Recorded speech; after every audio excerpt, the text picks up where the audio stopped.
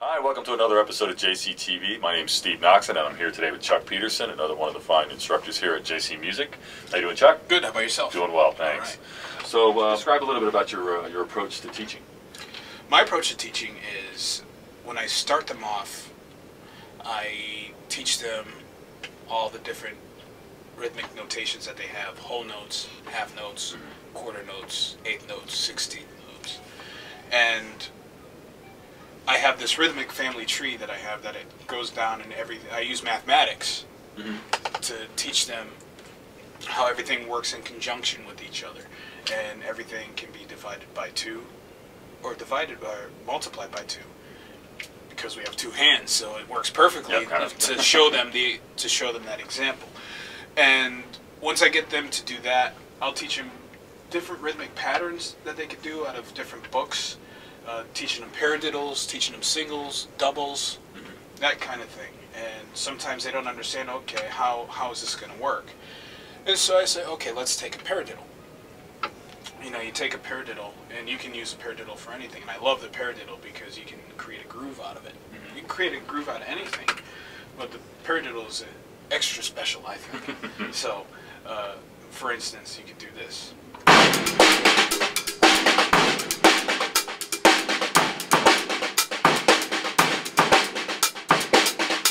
Okay, so the pattern that I'm doing with my hands is right, left, right, right, left, right, left, left.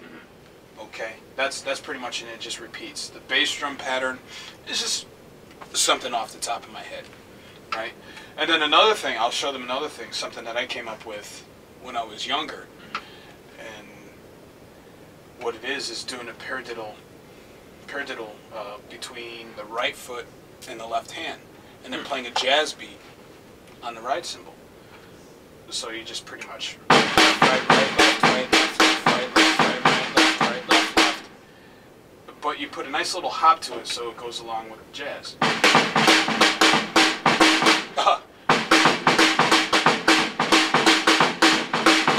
Right? And then you add in the ride cymbal though.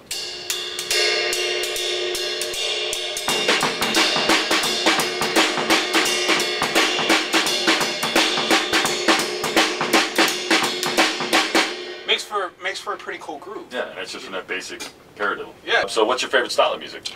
I like to play all different types of music, because I get bored just playing one style.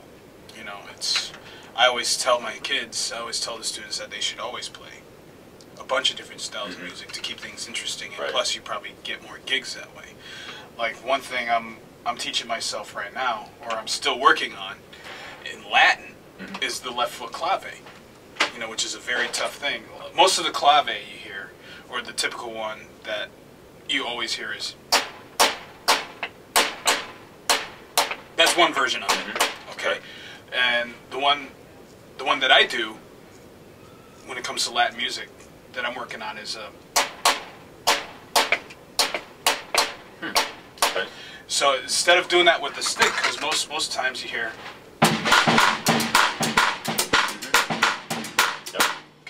I try to do that with the left foot, which is very tough. So it kind of goes like this. Let's see if I can pull it off.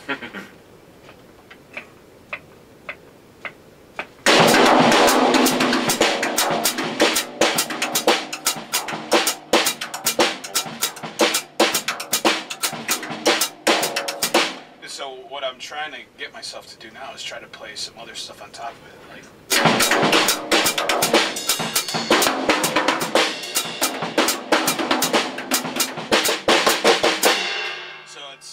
It's you know, learning different types of music, I think it keeps me interested in playing. Right.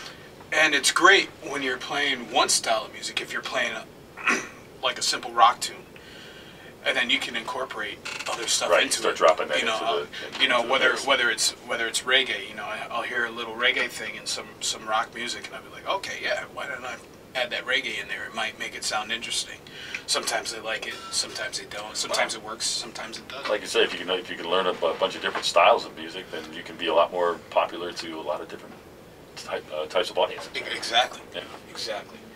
So that's pretty much my whole approach to it, and you know, just to play the music, play for the music, you know.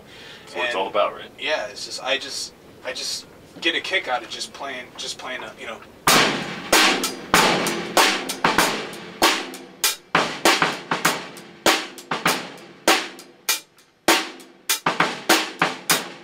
Just playing that solid groove is that's worth $1 million to me than try to do something really, you know, really fancy when it's not called for. Right. No need to get crazy when the simple stuff works better. Exactly. Well, great. It was great talking to you, Chuck. Good talking to you too. Appreciate your time. Why don't you play us a little something? Okay. Go crazy. Go crazy. Go crazy. Oh boy, I wasn't prepared for this. Now's your time. I am.